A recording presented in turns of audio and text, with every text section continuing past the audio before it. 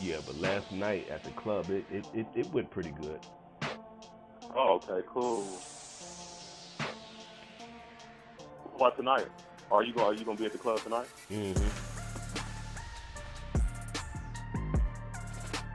Actually, I'm going to stay there Like out of your own will or just for now? out of my own will. I'm just gonna face it. I'm just gonna deal with it. I'm gonna embrace it. Because there's something there. I felt it last night. Because what I noticed is even though those kids are wild and a lot of them are out of control, a lot of those kids are pretty nice once you get them to cooperate with you. Right. You know, you ask them, could you move out the way, so I can clean up this mess, and stuff like that. And I noticed a lot of them when they was on their way leaving, they came up to me, and they said, thank you, bro, for keeping everything clean. You have a good night. And I'm looking at this, and I think it was about three or four guys came up to me, told me that. It was a couple of young Asian women that came up to me and gave me a hug and stuff like that. And I realized that I was the problem. I said, it's me, not them. It's me. Right. And that's what's beautiful about the living journey. It is all about learning about yourself. And so when they was leaving, I could feel the Creator telling me, there's something here for you. So stop complaining. Don't try to get out. It's a trip because the Creator gave me an eye doctor, Josh. I can go to Dr. Thatch at any time and get out of that club. Right. At any given time. This is the man who did my eye operation on my left eye. And if I went and told Dr. Thatch that I was working in a nightclub where it's very dark, if I told him that, he would say, you ain't supposed to be working in there because you're blinding one. How the hell are you going to do all of that? It's too dark and you got all these flashing lights all over the place. You can't do that. And due to the fact that I have that option and I choose not to utilize it, that right there builds character.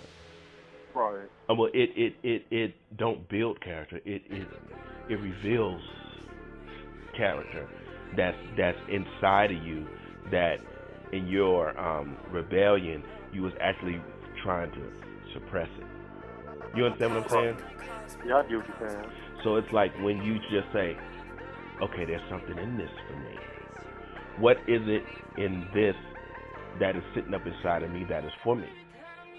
What is there? And so I decided last night when they left, I said, nah, I'm going to stay here. I'm going to find out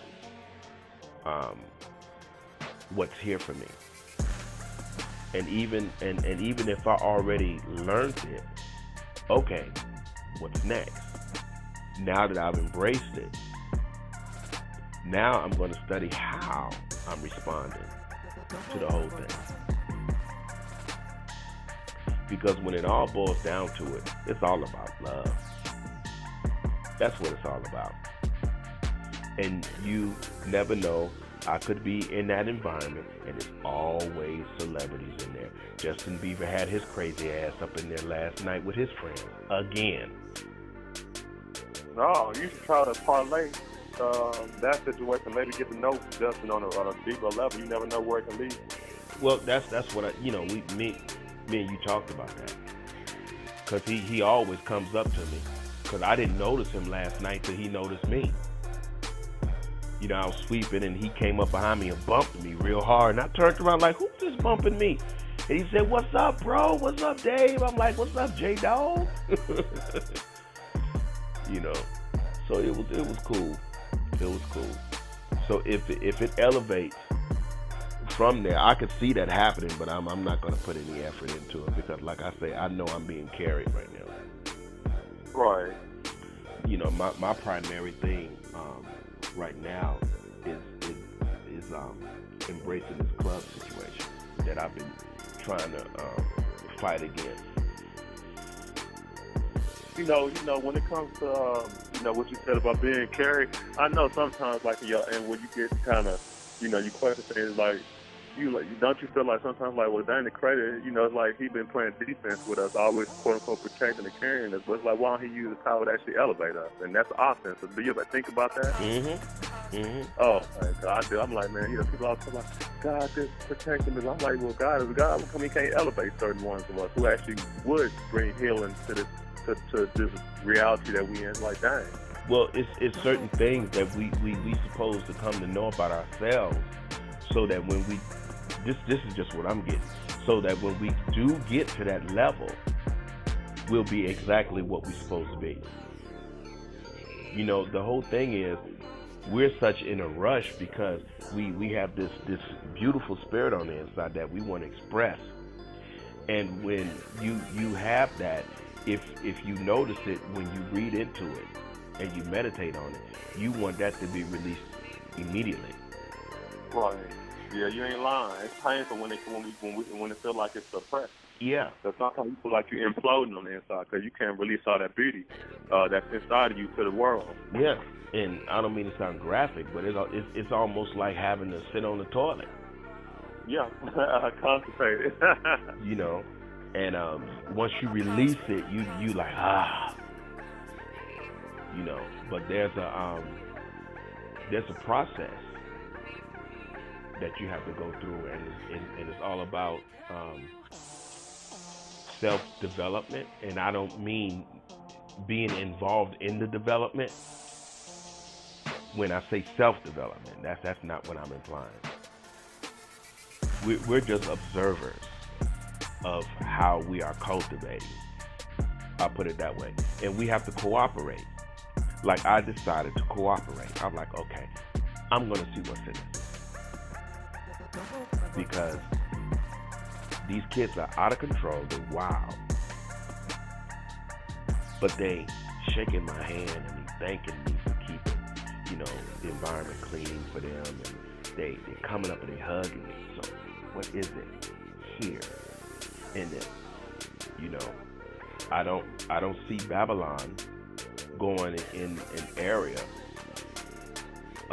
I don't see Babylon going in a direction that's going to be beneficial, regardless, of how these kids are responding to me, because they're only going off of the effects of having a very good time. Right. But even though they are going off the effects of having a good time, they still appreciated the fact that I was there doing what I was doing. So I have to look at that too, because that's a part of me deciding to remain there. And when you start to, and when you decide to remain a place, you fall into this state of acceptance, and therefore contentment, and therefore you're walking in humility. And it's no longer a challenge anymore. And then you find out that the challenge was actually you. You was the problem. It was actually you.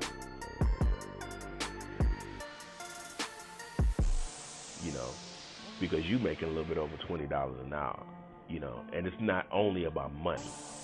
It's just everything that is happening in the present is basically for the future. And so that's everything is in the present, you might as well say. Because even when you're looking at a flower that's growing, you watching it. You watching this thing bloom, but you don't know the results of it. So you can't think in the future when you see something developing. You have to keep your eye on it, and keeping your eye on it implies the present. You have to stay in the present tense. Right. You have to look at the thing. You have to see how it's cultivating. You have to look at yourself like that. You can't say, I'm going to be this way, I'm going to be that way. You don't know how you're going to be. And the moment you start saying, I'm going to be this way, you done lost your focus. Now you're living in an illusion, which is the future. You know, Right. you pull yourself out of the present. So that's the importance of living in the present. That's just like last week when I got off the bus and the creator put on a show, this beautiful sunset, and it was so pretty I had to take a picture of it. So this lesson started last week. I come to realize because I was upset that they put me on 10 to 6.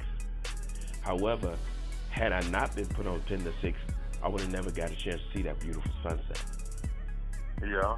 So you gotta take the good and the bad. Well, you have to understand that not everything is against you. Well, I want to stay on 10 to 6. I want to do it. Yeah, it's not about what you want, though. You know, you have to accept things as they are because your status really hasn't changed. The only thing they changed was your hours. What's your problem? Right. Them giving you this beautiful sunset. That you're doing the right thing because you observing it. You're looking right at it, and you understand the importance of living in the present, looking at this sunset, because you understand you're never going to see this again, ever. There's not going to be another day that's going to come along and the creator going to show you the same sunset. No, every day is different. And that's the beauty of living in the moment. You say, I'm going to take this in because I'm never going to see this again. And the beautiful part of that is the fact that I'll never see this again. That's the beauty of it. And so I'm supposed to embrace this and at the same time understand that I'll never see this again. Therefore, I'm supposed to let it go all at the same time. So it's a lesson of embracement and letting go. And so the primary lesson in that is that understand that nothing is permanent, and don't take advantage or shun it off, you know, because live right in the moment and take everything in, the beauty of it and all of that, because you're never going to see this again, never. You know, and so it's, you know, each day in our lives is all about embracement and letting go. That's why people say you shouldn't live in the past. Right. So that's the whole beauty of that. So after what happened last night, it had my mind going back to last week of what I just told you. I'm like, okay, I see whose the problem is. It's actually me. It's me. Right. You know, because I was walking around irritated and agitated and all at the same time. Everybody else around me was having a good time. I'm tired of cleaning up behind these people. You know, that's part of the job, dude. That is going to get you where you need to be. Right. You know, so I just accepted it, man. So I really don't care what they do. They can keep me in there. I don't care. You know what I'm saying? Because when I learned something last night about perception too, perception and acceptance. When you get it, when you perceive it and you understand it and you embrace it, that's a beautiful thing, because it puts you in a position where you say, okay, now I can move forward with this. Stop fighting myself. You know. That's the whole beauty of it. And so when you are given all of these things, believe me, you being carried through something for a very good reason. And so when I left this morning, I was coming home, I felt so good about my life. I'm like, wow. Yeah, man, but when I went into work last night, there's a sister that works there named Santia. And when she saw me, because a lot of people were staring at me. And when she saw me, she said, are you okay? I'm like, yeah, why? She said, you look like you've aged overnight. She said, I'm talking about your face. She said, but you got a lot of gray. Right. And I told her, I said, well, I've been going through it. My a very close friend passed away. And I told her I've never dealt with this kind of death before in my life. I've never dealt with real death, And she said the same thing. You tell me about your great grandmother. Did you hurt when she passed? I said, yeah, I heard it gradually.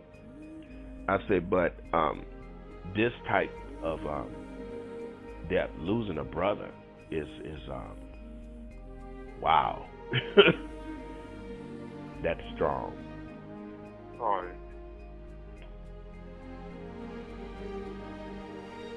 And when did he pass? On the 21st, I believe. Oh, just the other day. Mm-hmm. Are you able to go to the funeral? No, and that's another reason why I was, breaking out, because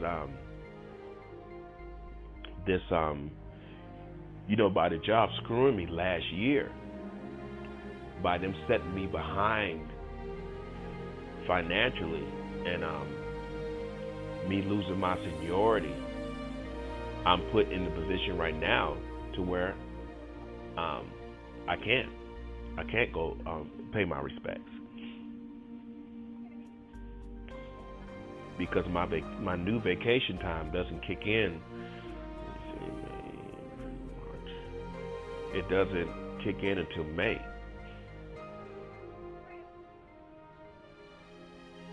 And May is when I'm going to utilize my vacation so I get this operation done. But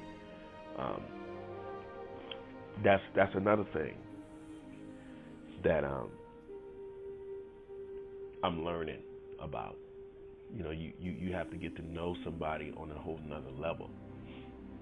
Because the night that I first found out about it,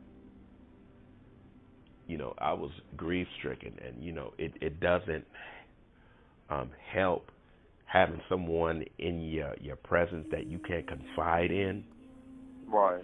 Because they just all into themselves, and they don't care about nothing about what's going on with them, and no matter what you say to them, they're gonna twist it and turn it, and they're gonna respond to it like they don't give a fuck.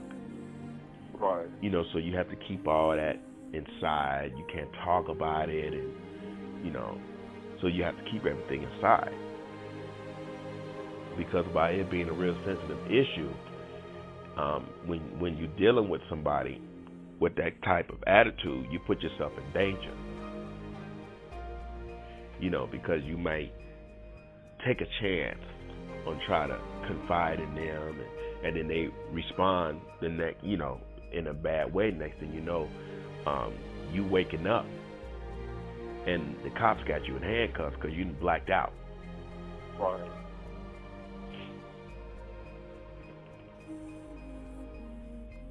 So you have to stay to yourself, and you got to deal with it like that. So I was getting ready to call in that night, and I was laying down, and it's almost like I could feel John telling me, go on to work. Go on to work. I'm fine. Don't worry about me. And I'm like, okay, now is this my own mind? Because that's very common. That's based on, he wouldn't want me to lay around and feel bad about him. He would want me to feel happy for him that he's free and stuff like that. No, John wanted to stay. He wanted to, John wanted to live. Right. But he just got tired of fighting. So, John. Did he have cancer or something? Huh? You said he got tired of fighting. Did he have cancer or something? Yeah, he had leukemia, real bad. Oh, okay. Yeah. That leukemia, man, he keeps taking people out. Yeah, that's what my character Benjamin Bergstrom died of. Bergstrom had leukemia, and so I was just laying there, and I could feel his presence tell me, just go on to work. I'm fine. You know, don't worry about me.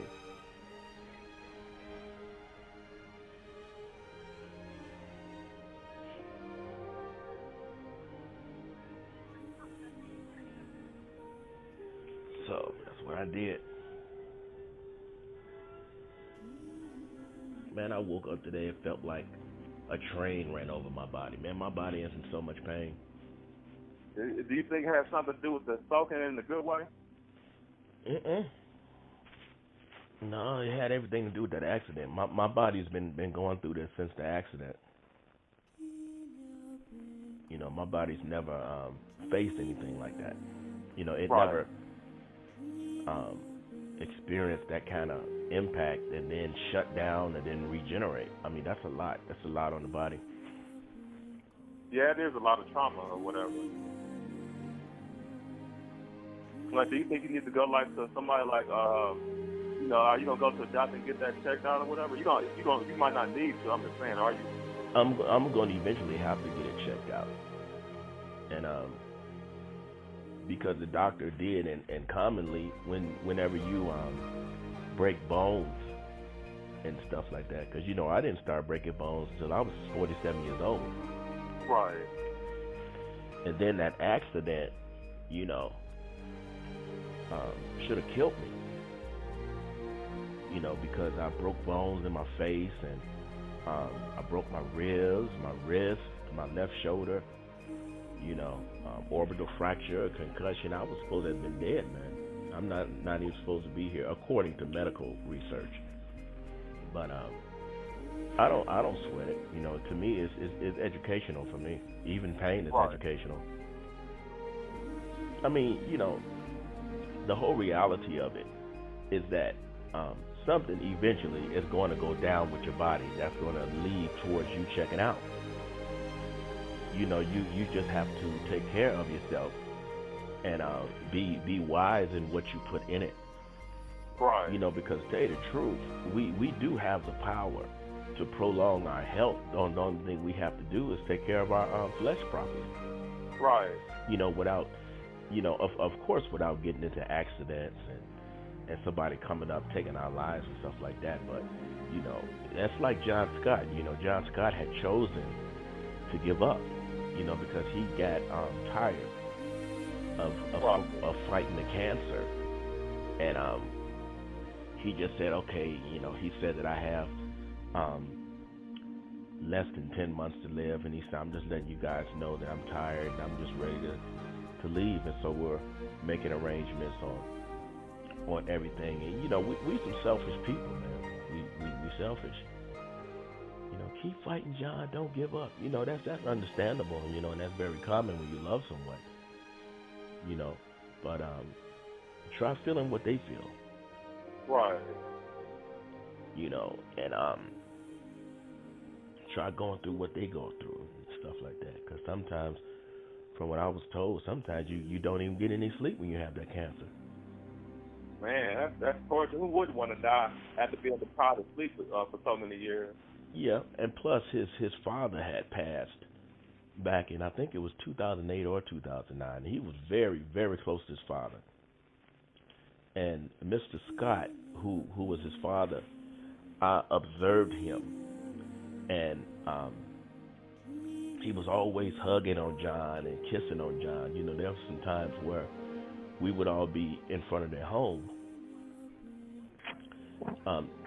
sitting on the porch, and you know, we would have intellectual discussions, because Mr. Scott was a very, very immensely intelligent man, and so I used to listen to him a whole lot, you know, and so, but I would notice how he would come out and he would sit behind John, and John would be like between his legs, and he was always, he would be talking, and in some instances he would hug, he'd put his arm around John and hug him and kiss him up on top of his head, and I would look at the way John would respond to it, and he responded in a way to where he wasn't embarrassed. He had a look on his face where he knew that he was loved. Right. And he wasn't embarrassed about it. That was the beauty of knowing both of those two,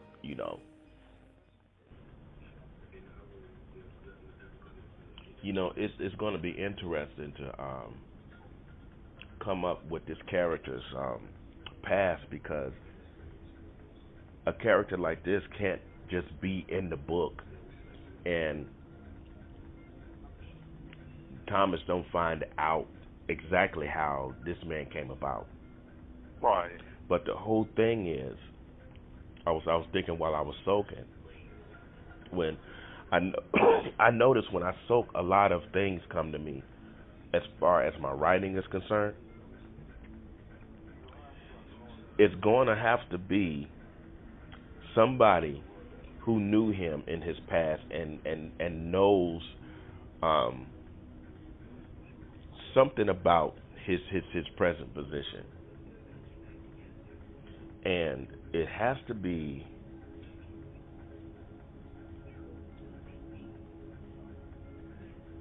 somebody who he went to school with, inside of some college somewhere. See, because this guy, he's going to have a conversation with Thomas that's going to explain the reason why in the educational system they have a time for all the kids to have this so-called free time. You know how the teacher comes up to you and she give you a blank sheet of paper, a drawing paper, and she give you a little box of crayons.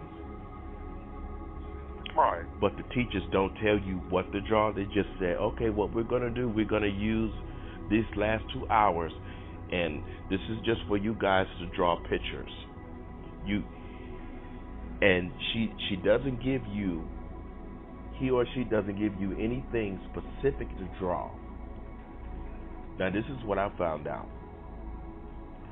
So you sit there and say that you draw a house, and you put clouds in the sky and stuff like that, and you put a sun peeking through the clouds, and then you turn these drawings in. And so you turn those drawings in, the teacher looks at your drawings. They put them up on the board, and then they either keep the pictures or they give the pictures back to you. But the reason why they want you to draw these pictures is because they want to know what's going on at home. Because there's some pictures that I saw some kids draw. They would draw the devil, pictures of the devil and stuff like that. And see, naturally, a teacher is not going to put that picture up. But she never returns that picture. Now, I'm going to tell you what they do. Sometimes they invite the parents up to the school, and they ask the parents, why is, I'm just going to use my name, why is David sitting there drawing pictures of the devil? They ask the parents that. See, because the majority of the time, whatever that kid is drawing is a reflection of what's going on in their mind.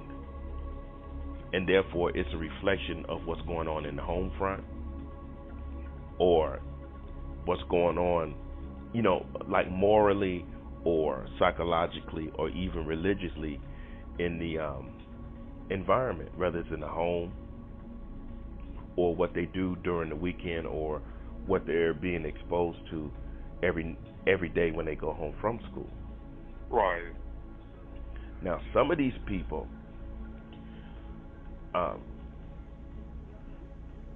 are, I'll put it like this, because I'm moving too fast. See, from kindergarten to sixth grade, it's illegal for a kid to drop out. From seventh and eighth grade, it's illegal.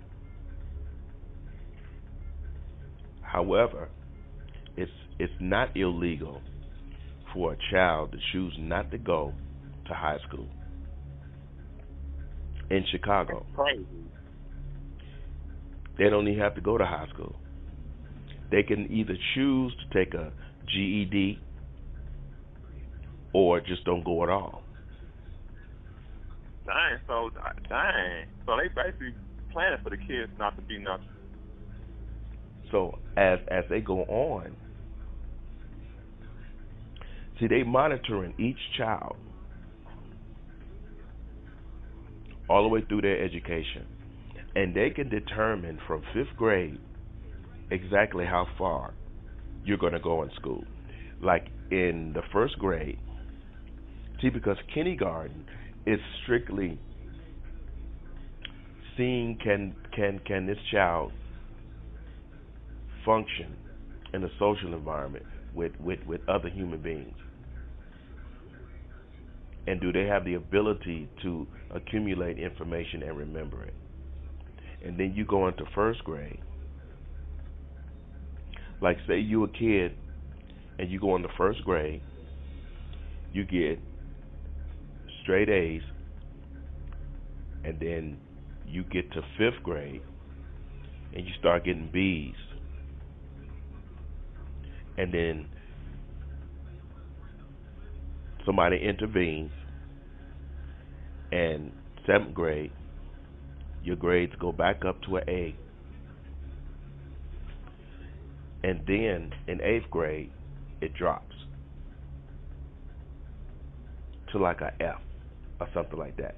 Now, it's illegal for them, regardless of what the teachers say, to hold a child back from eighth grade going into high school, because that's a major transition period. So what they do is they go ahead and they pass them anyway, because they know that due to the fact that their grades started to falter in the fourth grade or the fifth grade, like I said, and it went back up by way of counseling in the seventh grade, and then they dropped in the eighth grade, they know that if they just go ahead and push them into high school, this kid is not going to last through either the freshman year or the sophomore year, and they're gonna and they're gonna drop out on their own, and the city won't break any laws. See, this is why they call it high school dropout, because it's illegal for them to just force you out of school by them looking at your grades. Now, say if you was doing good all the way up into fifth grade, and you had a straight A all the way up to fifth, and then you go into sixth and your grades started dropping. It means that in the third grade, your equivalent started going down, and it just simply carried you on that level until the fifth, and then when you went into sixth, the results of that decline really revealed itself. So basically, even though they pushed you through school because they had to legally, and you either dropped out freshman or sophomore year, due to the fact that your grades started dropping in third grade, you have a third grade equivalency. Crazy. And so, without mixing everything up, now they know why certain kids draw certain things. Some kids draw rainy days, and sometimes they say that indicates a sadness that's going on within the home. But see, some kids like rainy days, like me. I love them. You know, I mean, there's a whole lot. But see, all of that is a part of the engineering process that they have going on in Chicago. Yeah, social engineering. You're right. hmm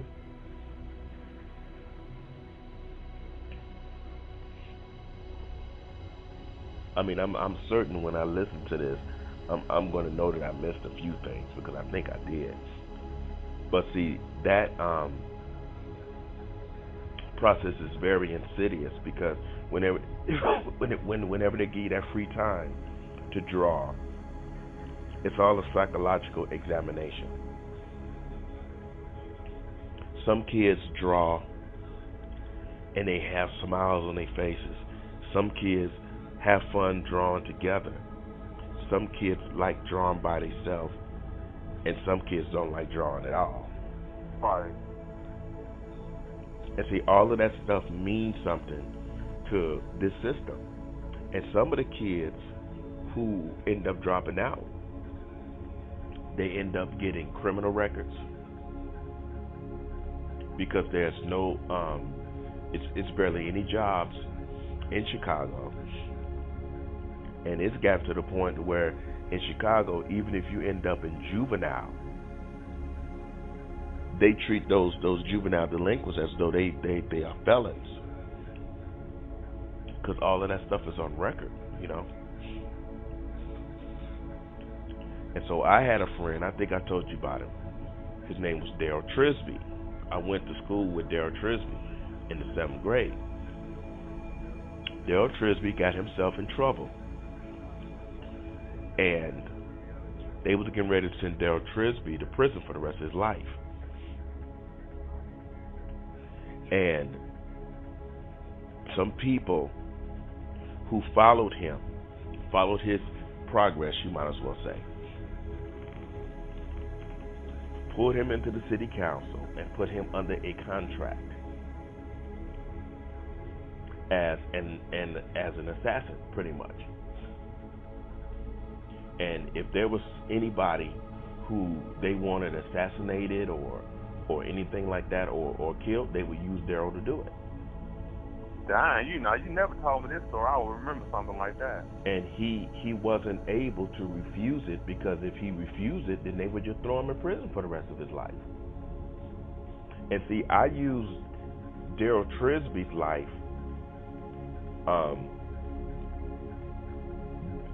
towards what's that warrant's name in Sonny? His name is Sean Winston.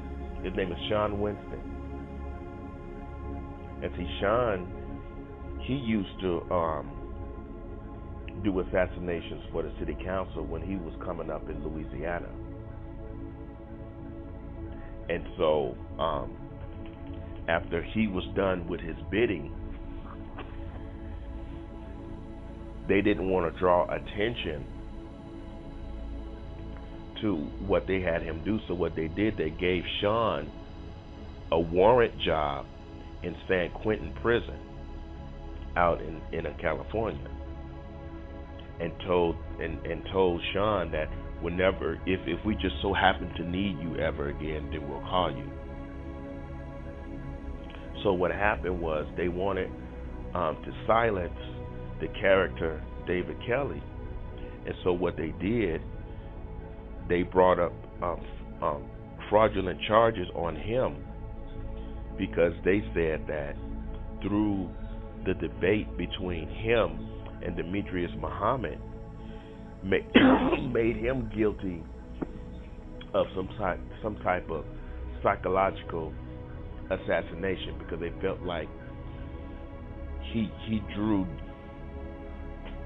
Muhammad to kill himself. And so without arresting Kelly, they just simply went to his home, picked him up, flew him to San Quentin prison, told Sean, don't ask any questions. Just put him in death row in the cell of Sonny Payne, who was a follower of Demetrius Muhammad. And they felt like since Sonny was a follower of Demetrius Muhammad, after they get him in a cell, they will purposely allow information to be leaked to Sonny that this guy was the one who drove Demetrius Muhammad to self-destruct. Right. And so when that information got to Sonny, it actually got to Sonny. Wait a minute.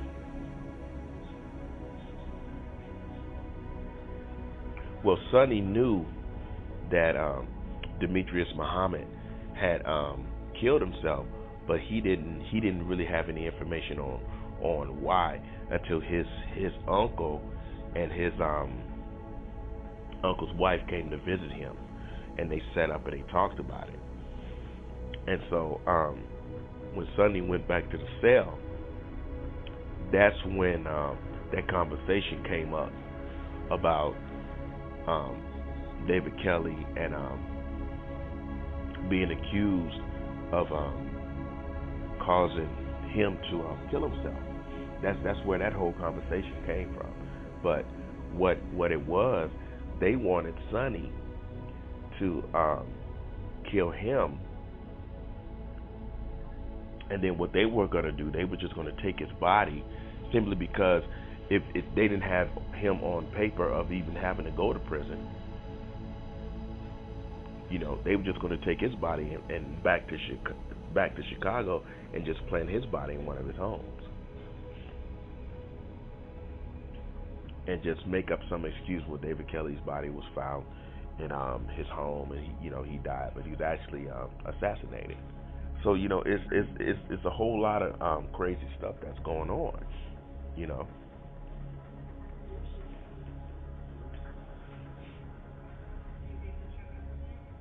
But this character is going to walk Thomas through the whole social engineering process. And he's going to ask Thomas, did he think that his becoming a cop onto a detective was his actual choice, or did the environment force that choice upon him? Right. So he's going to get all inside Thomas's head.